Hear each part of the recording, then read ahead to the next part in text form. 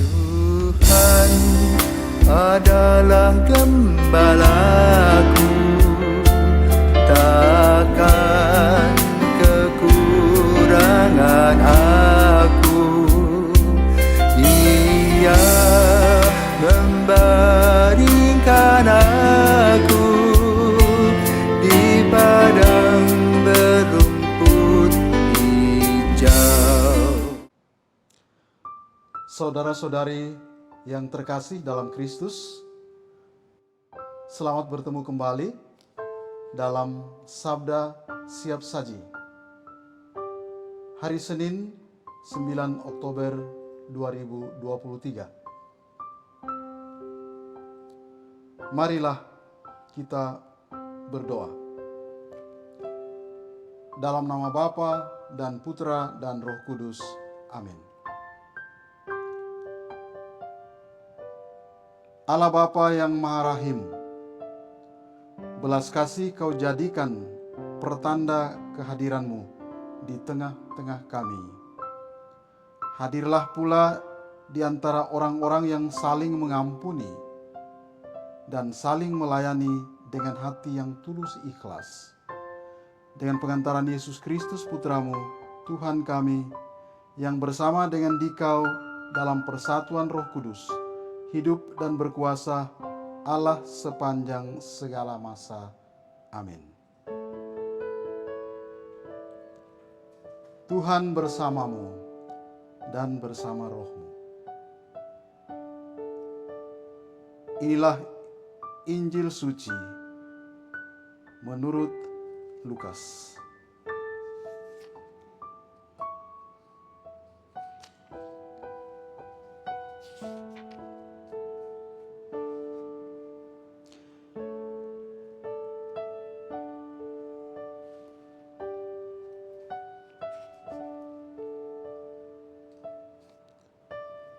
Pada suatu ketika, seorang ahli kitab berdiri hendak mencoba Yesus. Guru, apakah yang harus kulakukan untuk memperoleh hidup yang kekal? Jawab Yesus kepadanya, apa yang tertulis dalam hukum Taurat? Apa yang kau baca di sana? Jawab orang itu, kasihanilah Tuhan Allahmu dengan segenap hati dan dengan segenap jiwamu dan dengan segenap kekuatan dan dengan segenap akal budimu.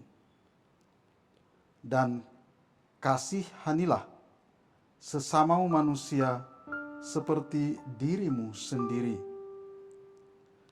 Kata Yesus kepadanya, benar jawabanmu itu. Perbuatlah demikian, maka engkau akan hidup. Tetapi untuk membenarkan dirinya, orang itu berkata lagi, dan siapakah sesamaku manusia? Jawab Yesus, adalah seorang yang turun dari Yerusalem ke Yeriko. Ia jatuh ke tangan penyamun-penyamun yang bukan saja merampoknya habis-habisan, tetapi juga memukulnya, dan sesudah itu meninggalkannya setengah mati. Kebetulan ada seorang imam turun melalui jalan itu. Ia melihat orang itu, tetapi ia melewatinya dari seberang jalan. Demikian juga seorang Levi datang ke tempat itu. Ketika melihat orang itu, ia melewatinya dari seberang jalan. Lalu datanglah ke tempat itu seorang Samaria yang sedang dalam perjalanan. Ketika ia melihat orang itu, tergeraklah hatinya oleh belas kasih. Ia pergi kepadanya, lalu membalut luka-lukanya, setelah menyiramnya dengan minyak dan anggur. Kemudian ia menaikkan orang itu ke atas keledai tunggangannya sendiri, lalu membawanya ke tempat penginapan dan merawatnya. Keesokan harinya ia menyerahkan 2 dinar kepada pemilik penginapan itu, katanya, rawatlah dia, dan jika kau belanjakan lebih dari ini, aku akan menggantinya waktu aku kembali. Menurut pendapatmu, siapakah di antara ketiga orang ini adalah sesama manusia dari orang yang jatuh ke tangan penyamun itu? Jawab orang itu, orang yang telah menunjukkan belas kasih kepadanya. Yesus berkata kepadanya, pergilah dan lakukanlah demikian. Demikianlah sabda Tuhan. Terpujilah Kristus.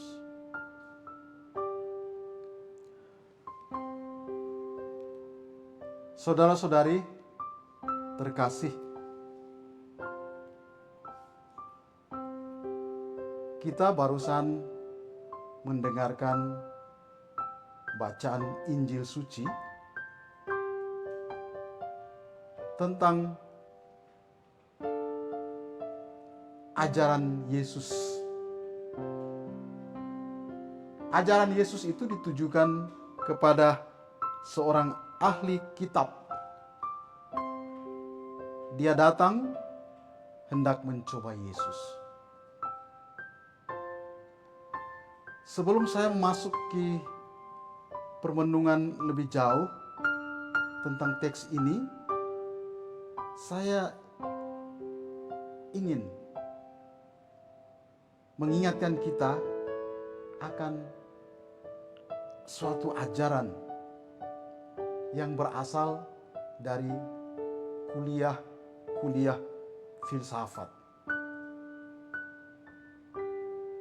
Sekitar 2 abad yang lalu, filsafat mendefinisikan manusia. Manusia adalah insan bagi, atau dalam bahasa lain disebut ser para. Insan bagi. Nanti sesudah itu kita tahu bahwa orang mulai melihat manusia itu sebagai insan untuk Allah dan untuk sesama.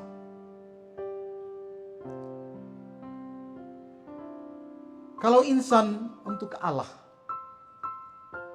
kita bisa ingat kembali ajaran-ajaran Yesus. Perumpamaan-perumpamaan Yesus biasanya dikemukakan seperti sebuah cahaya yang membuat kita melihat kenyataan hidup kita ini. Kita ingat 2 perumpamaan yang terakhir.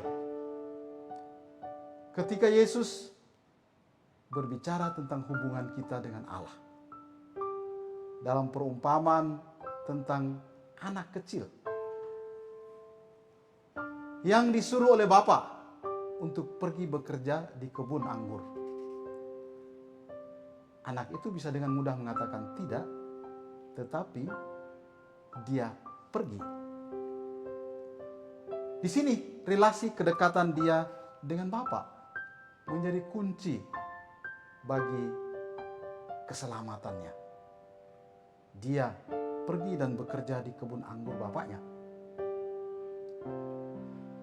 Perumpamaan yang kedua adalah perumpamaan yang kita dengarkan dalam bacaan Injil hari Minggu kemarin, yakni hubungan antara seorang pemilik kebun anggur dengan para penggarap. Nah, di sini relasinya sedikit jauh antara pemilik dan pekerja-pekerja. Dan begitu mudah mereka bisa berbuat jahat. Mereka bisa berbuat jahat. Relasi semakin jauh.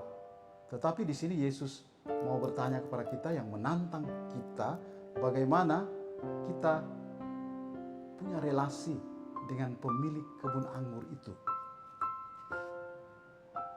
Maka kita memasuki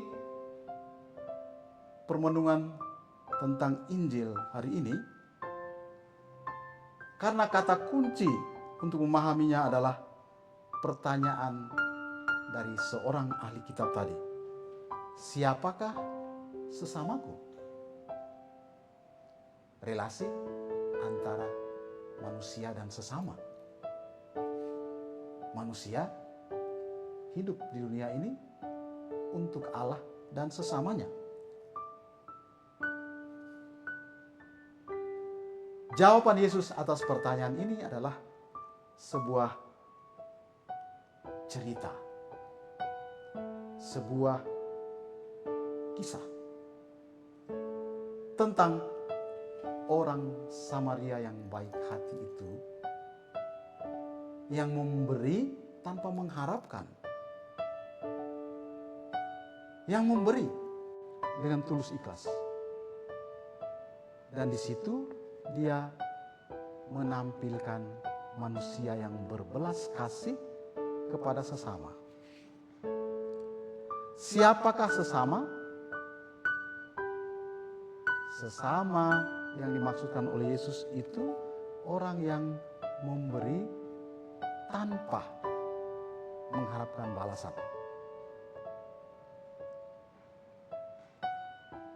Dia memberi bahkan kepada orang yang dianggap musuhnya.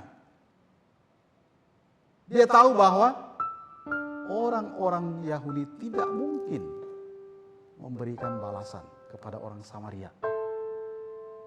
Tidak mungkin mengembalikan apa yang sudah dia belanjakan itu.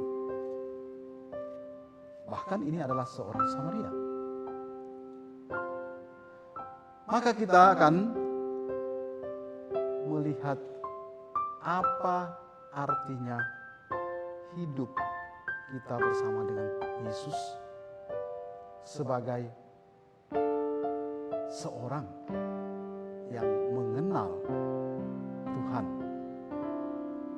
Karena di sini Yesus mau mengajar kepada kita juga supaya kita bisa pergi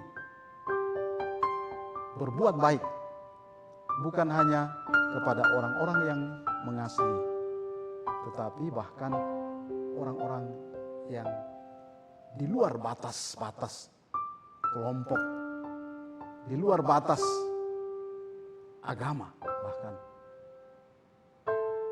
kita pergi kepada mereka.